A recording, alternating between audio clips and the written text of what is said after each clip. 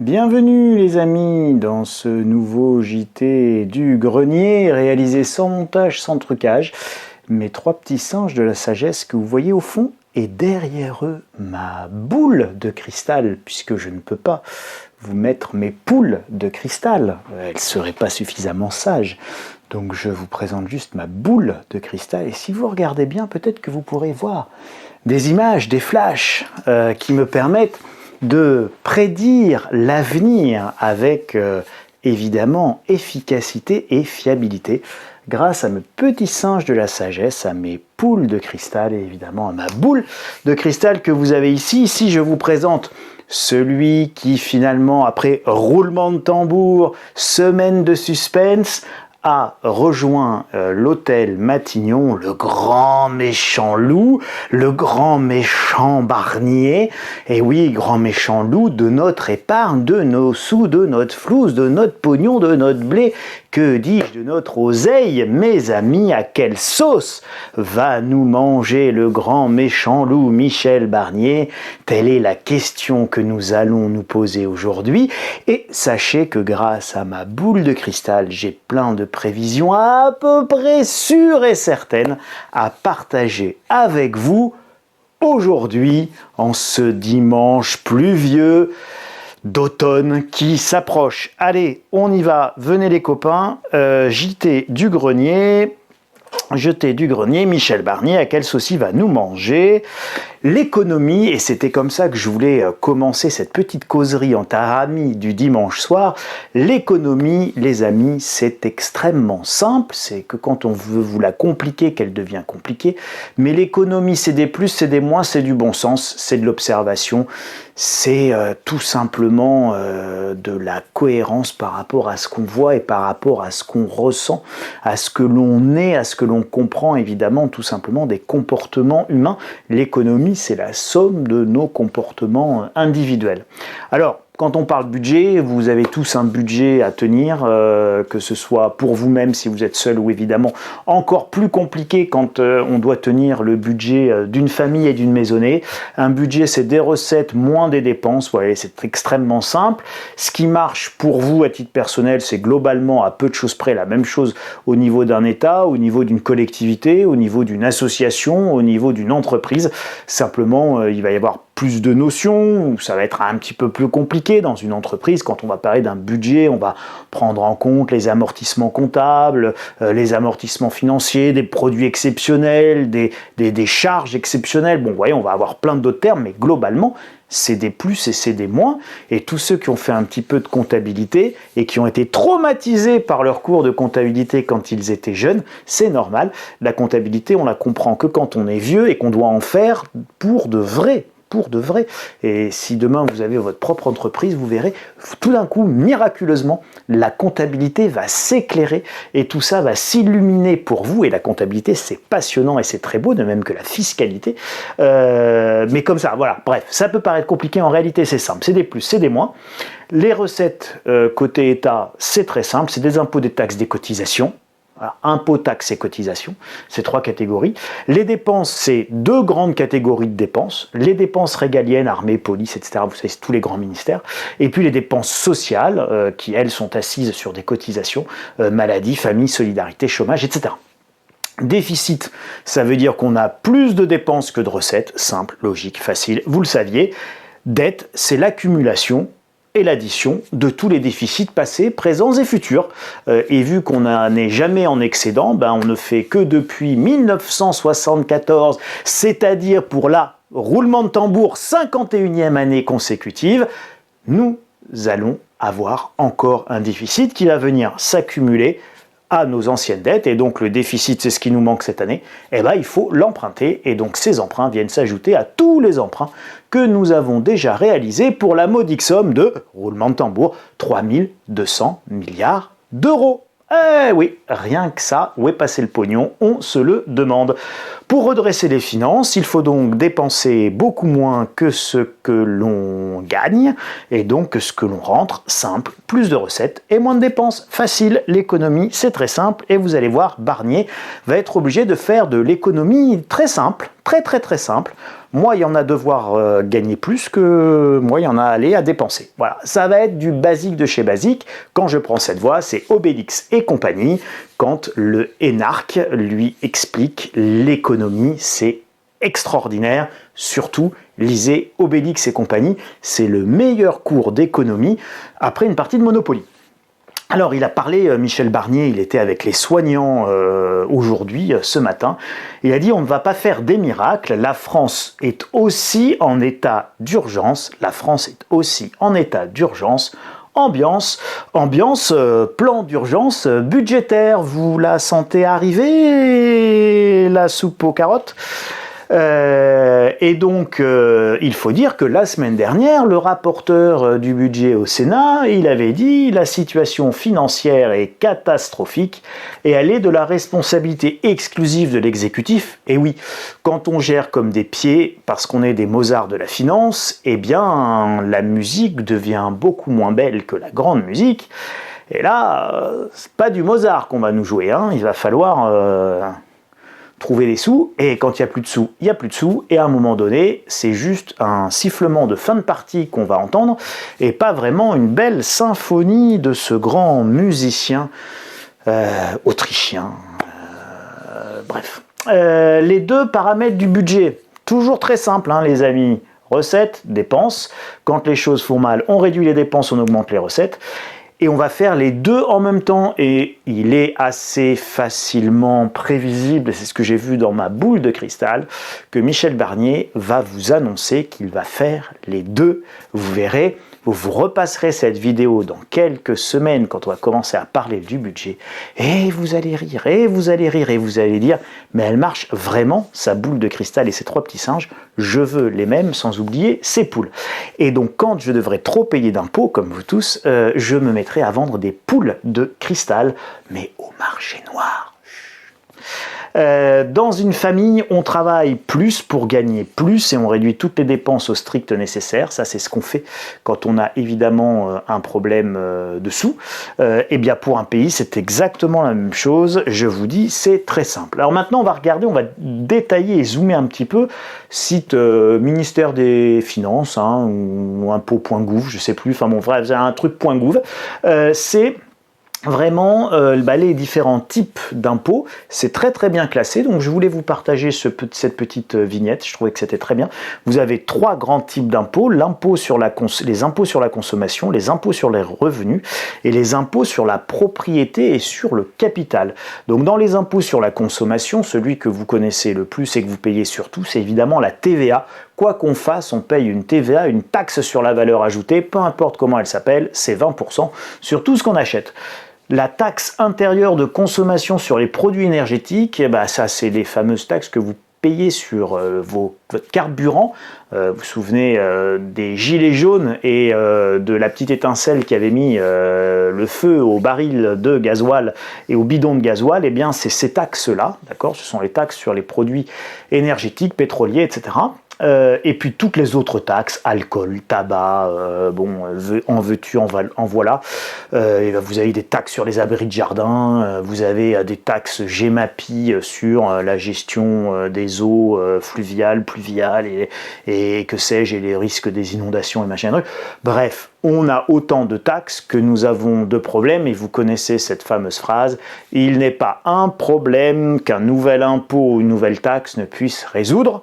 Eh bien, c'est ce que nous allons vivre. Ensuite, nous avons les impôts sur les revenus. Alors, les revenus des entreprises comme les revenus des particuliers. Alors, les revenus des particuliers, ça s'appelle l'impôt sur le revenu des personnes physiques, l'IRPP, les impôts que vous payez quand vous êtes assujetti à l'impôt. Et puis, l'impôt pour les sociétés, c'est l'IS, l'impôt sur les bénéfices des sociétés.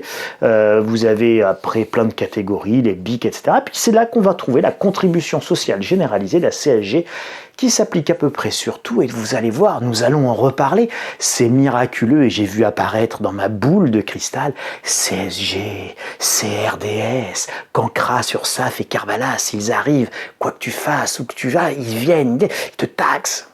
vous savez, c'est les frères qui rappent tout. C'était, comment ils s'appelaient, c'était les Inconnus. Voilà, dans les années 90, ils avaient fait le rap tout. Là, c'était très très mignon. Vous pourrez regarder sur YouTube. Vous pouvez regarder les sketchs.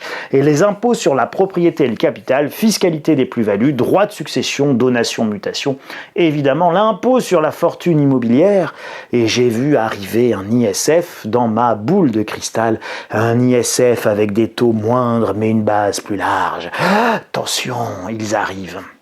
À ces recettes, il faut rajouter toutes les cotisations qui financent les dépenses de solidarité. Souvenez-vous ce que je vous disais, vous avez les dépenses d'État et régaliennes qui sont financées globalement par les impôts et les taxes, et les dépenses sociales qui sont financées par les cotisations assises notamment et en particulier sur les salaires et la masse salariale. Alors, les dépenses régaliennes, justement, c'était ce que je vous disais, toutes les dépenses des ministères. Le service de la dette, c'est payer les intérêts sur les dettes que nous avons. Vous savez, les 3200 milliards. Alors, 3000, on arrondit, on ne va pas se faire mal. Mathématiquement, on fait du simple. Donc, 3000 milliards d'euros, on arrondit à 3%. Ça fait 90 milliards d'euros, rien que pour les intérêts à payer chaque année, quand toute la dette vaudra ou sera à peu près un coût de financement de 3%. Vous imaginez un petit peu le trou dans la raquette. Donc évidemment, il va falloir solvabiliser la France pour éviter la catastrophe. Et donc l'insolvabilité, la banqueroute, la faillite, le risque de crédit. Et donc pour éviter le risque de crédit, c'est simple, on va nous taxer nous. C'est nous la garantie ultime de l'État, chaque citoyen et chaque sou que nous gagnons, eh bien l'État va tout simplement les taxer un petit peu plus. Les dépenses sociales, pour faire simple, c'est les différentes branches de la Sécu, maladie, vieillesse, handicap, chômage, d'accord ? Donc tous les risques de la vie sont assurés par les différentes branches de la sécurité sociale dont les ressources proviennent des cotisations assises sur les salaires. Je simplifie, mais globalement, c'est la logique. Et donc, c'est le travail qui finance les dépenses de solidarité. Alors, qu'est-ce que notre grand méchant loup Michel Barnier peut faire ? Eh bien, c'est assez simple. Il peut, et c'est ce que j'ai vu dans ma boule de cristal, eh bien, il peut baisser les dépenses sociales.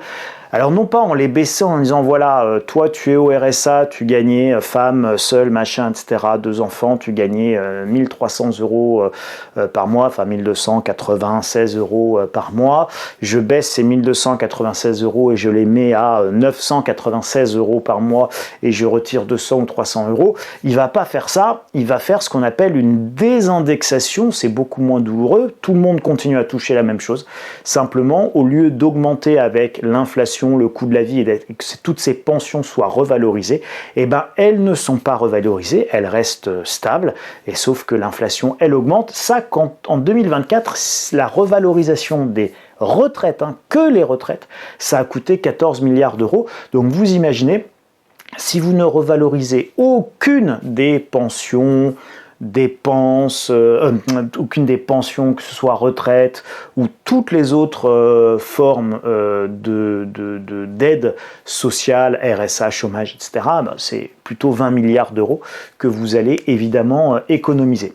Augmenter les recettes en augmentant les impôts, soit avec un retour d'un ISF sur une base donc beaucoup plus large que l'impôt sur la fortune immobilière, qui, comme son nom l'indique, c'est comme le port-salut, c'est marqué dessus, eh bien ça ne s'applique que sur les propriétés immobilières qui, par définition, ne sont pas délocalisables, elles sont ici, donc vous ne pouvez pas partir et démonter votre immeuble, donc évidemment c'est captif, donc vous ne pouvez pas avoir de fuite des capitaux, c'est pour ça que Macron était passé de l'ISF à l'IFI, donc on pourrait remettre un ISF et c'est ce que la gauche demande. C'est pas évident et c'est pas évident que Barnier aille sur cette voie-là, mais c'est possible, notamment parce que ce serait entre guillemets populaire, taxer les riches. Pensez donc forcément, on va se sentir beaucoup mieux avec plein d'aménagements pour éviter évidemment des exils fiscaux massifs et donc on taxerait plus le non délocalisable et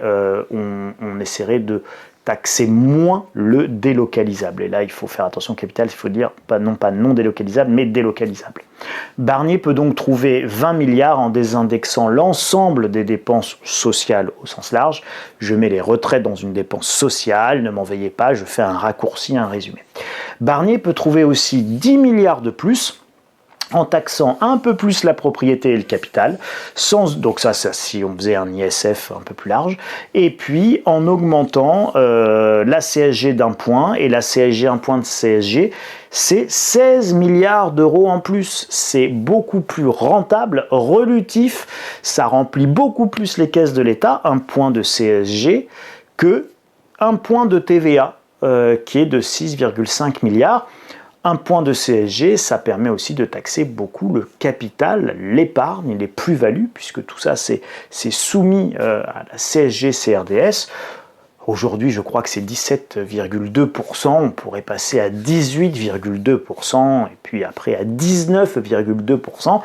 Ça ne va pas vous empêcher de dormir, mais par contre, ça va mettre 32 milliards de plus dans les caisses de l'État, et ça, il y a bon banania, évidemment, pour les finances publiques. Je viens donc de vous trouver 50 à 60 milliards d'euros dont la France a besoin, vous savez, pour payer les 90 milliards d'euros, de quoi ? Eh bien, d'intérêt de la dette. Souvenez-vous, 3 000 milliards à 3% égale à peu près 90 milliards d'euros rien que pour les intérêts. Donc voilà, donc je désindexe, je réduis les dépenses. D'un autre côté, j'augmente CSG, CRDS, un peu les impôts sur les successions, je remets un IFI pour faire passer auprès de la population en disant mais regardez, c'est juste, l'effort est équitablement réparti, même les riches, ils payent parce qu'ils sont méchants, et tout le monde, il est content. Et qu'est-ce que ça veut dire pour vous? Voilà une question qui est sans doute la question la plus importante. Eh bien, une bonne et une mauvaise nouvelle. La mauvaise nouvelle, on commence par la mauvaise nouvelle, ça va faire un peu moins de sous et un peu moins de pouvoir d'achat. Je pense notamment, évidemment, à ceux qui dépendent de la dépense publique, nos retraités, nos chômeurs, etc. Et donc, eux, ils vont être, s'ils sont désindexés, eh bien, ils auront évidemment moins de pouvoir d'achat, mais leur salaire facialement ne va pas diminuer. La bonne nouvelle, c'est que la France ne va pas faire faillite, et ça c'est plutôt bien, parce que je vous assure que si la France fait faillite, entre la France qui fait faillite et le fait que je vois ma pension désindexée, je peux vous assurer qu'on a tous intérêt à ce que la France ne fasse pas faillite, et vous allez quand même pouvoir acheter un paquet de nouilles chez Aldi, surtout que le paquet de nouilles chez Aldi, il est largement orienté à la baisse. J'ai fait un article sur le site Insolentiae, vous tapez Insolentiae Aldi, je pense que vous allez retomber dessus, j'ai pris les photos, etc. Les prix sont vraiment significativement orienté à la baisse sur l'alimentaire. Si vous payez un point de TVA en plus, un point de CSG ou 2 points de CSG en plus, enfin bon voilà, ça la boule de cristal ne m'a pas dit exactement comment ça allait se répartir, mais enfin en gros ça va être là-dedans. Ce ne sera pas effrayant en réalité dans un contexte plutôt de recul des prix, puisque l'inflation est en train de se calmer, évidemment, de refluer. Si vous avez 2 ans de désindexation, alors effectivement, ça va être plus difficile, mais là aussi, l'inflation recule, donc ce sera supportable. Ça ne veut pas dire que c'est bien, ça ne veut pas dire que c'est confortable, ça veut dire que c'est supportable. Si le gouvernement Barnier est intelligent, et j'espère que c'est ce qui se passera, et puis on écrira à nos députés, on essaiera d'influer autant que l'on peut évidemment là-dessus, eh bien s'il y a des indexations, ce qui est très important, c'est de faire la distinction entre 2 choses. Ceux qui sont tout le temps soumis à leur pension, c'est-à-dire qu'un retraité, par définition, il est pour toujours à la retraite. Donc s'il est désindexé durablement et pour toujours, au bout d'un certain temps, ça va vraiment le mettre dans une situation difficile. Un chômeur, lui, s'il est désindexé, il n'est pas censé rester au chômage pendant 25 ans. Donc la désindexation évidemment, pendant 2 ans d'une indemnité chômage que vous ne percevez que pendant 18 mois, ça n'a rien à voir avec les effets d'une désindexation sur votre pension de retraite pendant 20 ans. Donc déjà, vous voyez bien qu'il y a 2 types d'aide sociale. Il y a l'aide sociale au sens large, encore une fois. Retraite, on est tout le temps à la retraite. On a tout le temps son allocation adulte handicapé, l'AH, parce qu'on est handicapé pour tout le temps, hélas. Le côté lève-toi et marche, je dis pas, ça a marché dans la Bible, mais voilà, Jésus, machin, tout ça. Mais lève-toi et marche, c'est quand même pas ce qu'il y a de plus courant. Donc globalement, quand on perçoit une allocation adulte handicapé, eh bien on la perçoit pour tout le temps. Quand on perçoit sa retraite, on la perçoit pour tout le temps. Par contre, quand on est au chômage, c'est un passage momentané, ce sont des périodes courtes. Donc désindexer, encore une fois, les chômeurs, qui le sont par définition Maximum, ils sont couverts sur 24 mois, je crois même pas, ils ont dû diminuer ça, donc ça doit même plus être 24 mois, donc bref, au maximum, on va dire, un chômeur, il est couvert 2 ans, s'il n'est pas indexé pendant 2 ans, c'est pas bien grave. C'est beaucoup plus grave, et surtout que les allocations elles ne baissaient plus, elles étaient plus dégressives avec le temps. Donc en fait, ça, c'est pas trop grave, c'est beaucoup plus grave, encore une fois, pour une AH ou allocation adulte handicapé, ou pour une pension de retraite. Et donc, l'autre sujet, ce sera de définir un seuil pour lequel on indexe et à partir duquel on n'indexe plus. Il est évident que la sensibilité d'un retraité ou d'une personne en situation de handicap qui perçoit une allocation, quand on perçoit 1000 euros, 800 euros, 1000 euros, 1200 euros, et qu'on n'est pas indexé pendant 3 ou 4 ans, c'est un vrai sujet. Donc il va falloir définir un seuil à partir duquel c'est juste. Alors moi je parle de 1800 euros parce que 1800 euros c'est le salaire médian. Donc on peut dire que jusqu'à 1800 euros on pourrait réindexer et quand vous atteignez 1800 euros, eh bien vous n'êtes plus indexé. Le temps que les finances publiques se rétablissent. Voilà un peu le genre de choses qu'on peut voir dans la boule de cristal.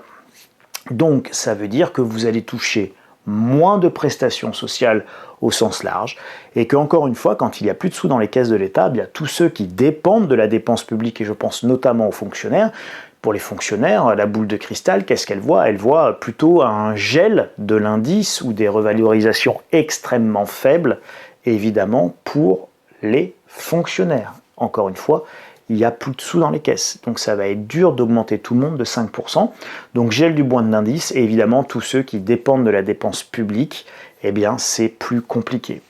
Et pour ceux qui ne dépendent pas de la dépense publique, vous allez par contre payer plus d'impôts, plus de cotisations, peut-être pas forcément plus de TVA, mais certainement beaucoup plus de CSG, CRDS et beaucoup plus d'impôts sur les successions, car là aussi c'est juste et ce sera populaire.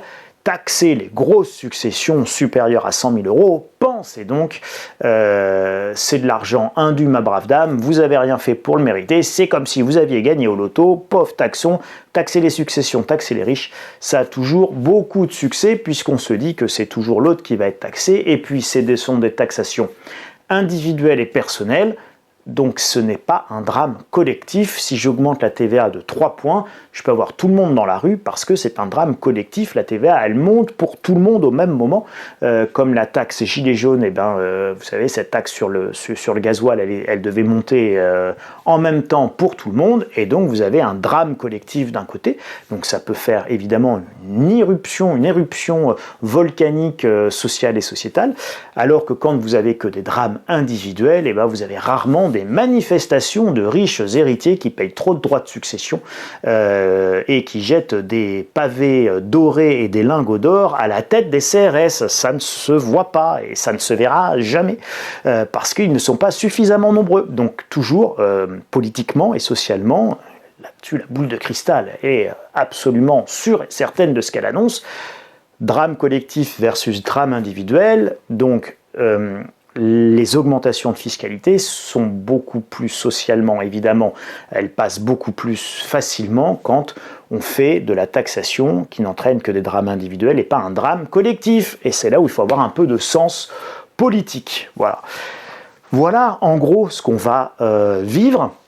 Donc ceux qui veulent aller plus loin, ils ont toujours le dossier du mois de juillet sur le massacre à la tronçonneuse fiscale, comment y échapper. Il y a plein de conseils et de choses que vous pouvez encore faire, évidemment, avant que le pire du matraquage fiscal qui est inévitable arrive. Donc il y a évidemment des mesures à prendre, de bon sens, et puis qui sont pour certaines beaucoup plus techniques, mais en tout cas qui sont évidemment très intéressante puisque vous vous mettez justement en anticipation de ce qui va se produire, donc vous allez avoir une très forte rentabilité et donc en faisant des choses maintenant, on économise beaucoup d'argent par rapport à plus tard. Donc ça, c'est pour les abonnés à la lettre stratégie.